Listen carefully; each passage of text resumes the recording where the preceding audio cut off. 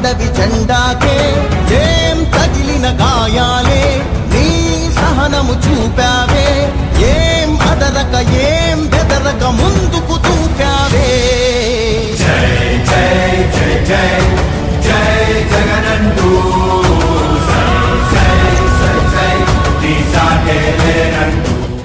Volunteer వ్యవస్థ చాలా డేంజరస్గా వెళ్ళిపోతుంది.